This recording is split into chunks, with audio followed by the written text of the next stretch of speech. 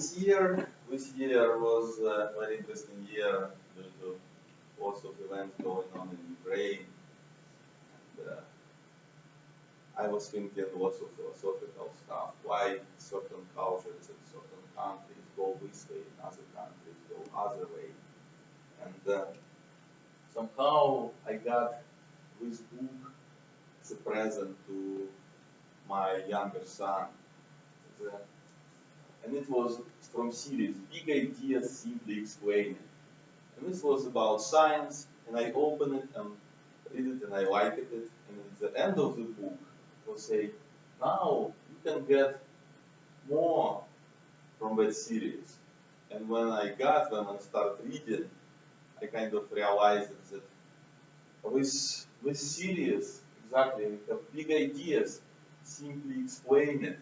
And they do have short explanations of ideas that made human civilization, and human civilization made ideas, and they all build up on each other. And in this world, in very fast-paced world we live now, sometimes it's very important to step back from our professional lives and kind of think, what are we doing as a people, as a citizens, and why, for example, this country lives this way?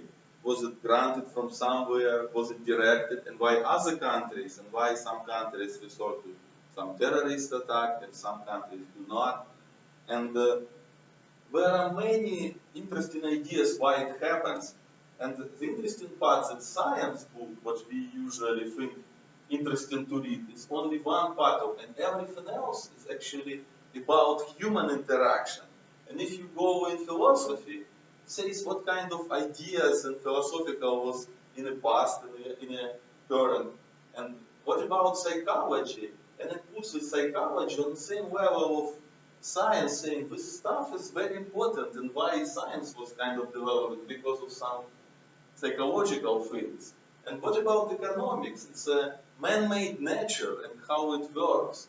And politics, it's again, humans, how they live and what kind of some government ideas developed as a part of discoveries of science apply to rule the people.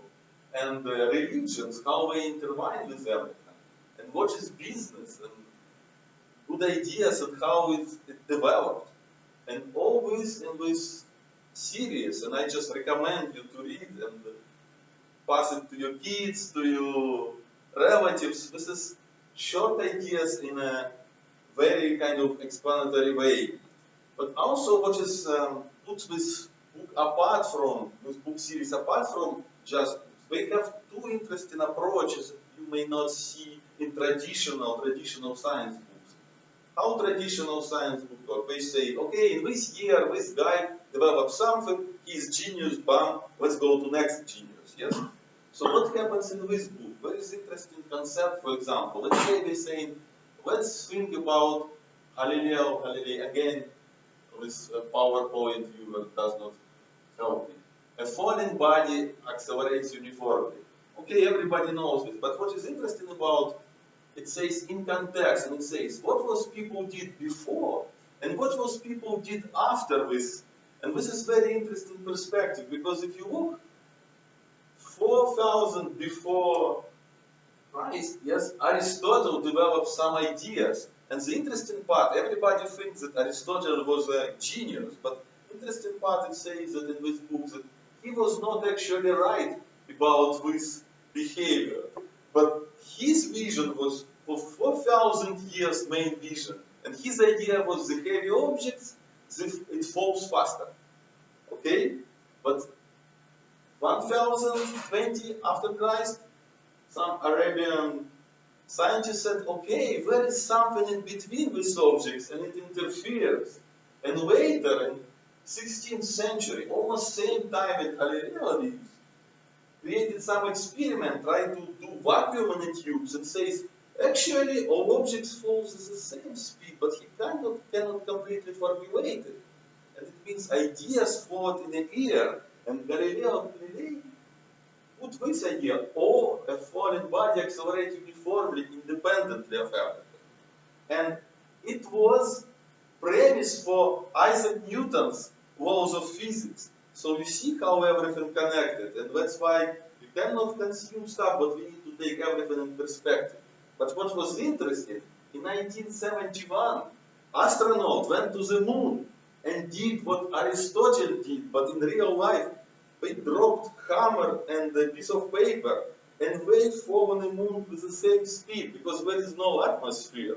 So you see kind of technology and overall we can allow it to do these two experiments several thousand years apart, very demonstrative way, but with drastic results.